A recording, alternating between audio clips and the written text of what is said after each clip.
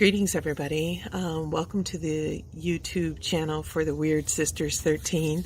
I am Sister Shelby, and today is late November 2020, and I just wanted to talk a little bit today about some of my work with the bees. So I wanted to just kind of bring you to a place that I have become really in tune with, and how some of my workings have come to fruit. So I am going to show you just a little peek inside a beehive. It is November, so it is a little cool here today and a little overcast. So I want to check the bees to see if they have sugar, and just to make sure that they are still in there and okay. So it's just going to be a really quick peek. But before we do that, I wanted to talk a little bit about bees and my relationship with them. I'm also known as Sister Bee, for those of you who know me. And I've been working with bees for quite some time, and quite some time in my spiritual path as well. So first thing, I would like to, I have lit a candle here, and this candle represents the bees that are currently in the hive. This is for the bees that live through the long night that is cold. This is for the winter bees that are in the hive that may never ever see the sun, that live in darkness with their sisters and use their senses, the vibrations and sight and taste and smell as a way of navigating in the dark. This is for the winter bees that may never get clear water from a brook or a stream, may only come out for a cleansing flight and go right back in the hive, so that the winter winds don't kill them.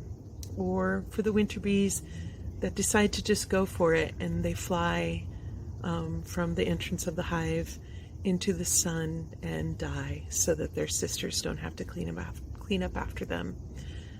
This is for the winter bees. Now, many of us have seen the summer bees that live and forage in our flowers and gardens, and those summer bees work very hard, and they work so hard all summer so that the winter bees have something to eat and can make it and keep the queen warm and safe. And that is a true service. You're working all summer long to collect nectar and pollen for your sisters that you may never ever meet or see, for the future generations of those who come after you. So that is a devotion that many of us can learn from in our communities, in service to the whole instead of in service to the self. So that is a lot of what I've learned about bees, and incorporating that into my life is the service to the whole and not necessarily the service to the self. So before we open this beehive, I want to bring my vibration down. Bees can feel your vibration. Bees can feel if you're in fear. Bees can feel that pheromone that comes off of you when you're afraid or stressed out or sick. So I happen to be well, and I'm grateful for that, especially during this pandemic. I am well, and I have been on a computer all week long. And so I want to take this time right now to cleanse myself and lower my vibration, and before I even approach the hive. So in cleansing myself, sometimes I will use this little bit of sweetgrass incense to cleanse myself, and also it is a very pleasing scent to the bees. Some scents are not so pleasing, bananas being one of them. It's not a pleasing scent. It smells very much like the alarm pheromone to a bee. So if I've eaten bananas, or handled bananas, I don't go near a beehive. But this is lemongrass, and so I'm going to cleanse myself and my space. And if you want to just take a moment and close your eyes with me, that would be really great. Or not, you can just witness, be in sacred witness. Take a deep breath.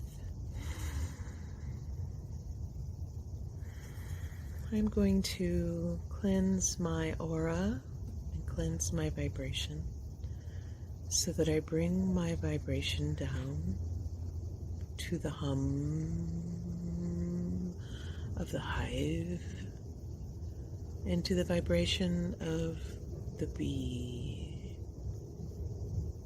The beehive is a warm place, a place that smells lovely, like honey and pollen, propolis. And in that sacred work, in that sacred hive, it's in service to the queen, in service to the whole of the hive. And I too am a servant. Oh, my neighbor. Sorry about that. So bringing down my vibration, bringing down my vibration.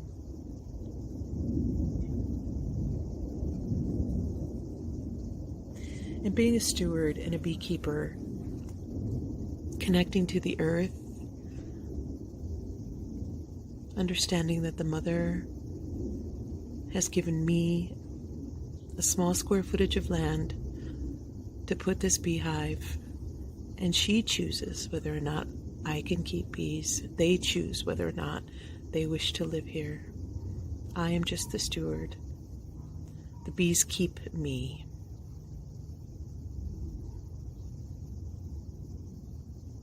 So in sacred service, I am in service to the bee,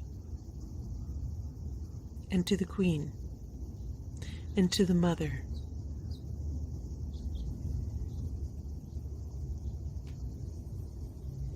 So the sun's coming out a little bit, and my backyard is coming alive. And let's walk together to the beehive.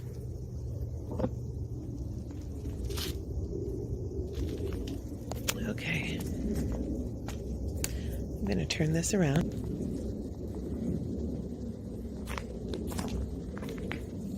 This is my sacred hive.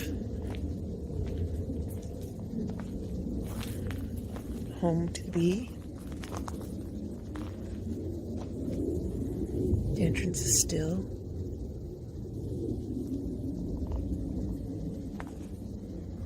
And when I return, I will have on my bee suit and we'll take a peek into the hive. All right. And we are back. I'm going to turn this around. I'm going to put these gloves on real quick so that you can see. Because I always try to protect myself and the bees. I don't want them to have to sting me, especially now. I don't want to send that sting pheromone onto the wind or alarm them.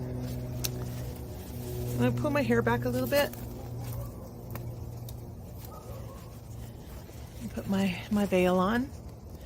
Always make sure you've got all of the zippers pulled up. I've learned that lesson too many times. Make sure my hair is not in there. I can hear them. And they can probably smell me. Every time I put on my bee suit, it smells like lemongrass and honey and pollen, and it has a really distinct smell. And so I associate that with summer and nectar, and I try to keep it clean so that I don't transfer any disease into the beehive. I'm just getting everything kind of set up real quick here. So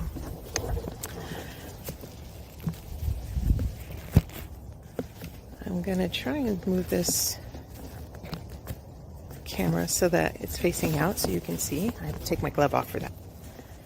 Okay. Sorry about all the gyrations. Don't mean to do that. to you. Put my gloves back on. There's my glove.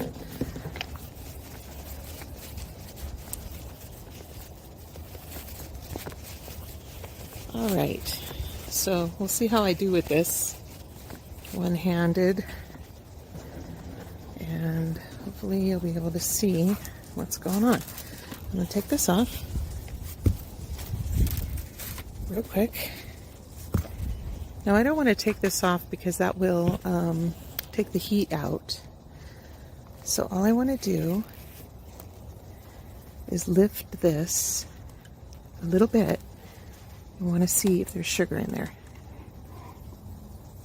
There's bees, and there's a little bit of sugar in there. You see them? All right, they have sugar, and they're in there busy. They didn't even know I was here. I love that.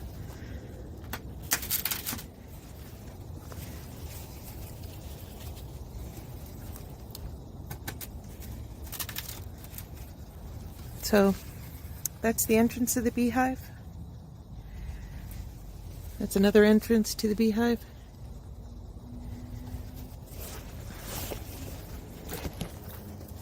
So as you can see, taking your vibration down and being still and calm when you're working with an energy that can feel your energy, with the bee energy that can feel you, that can understand when you are stressed or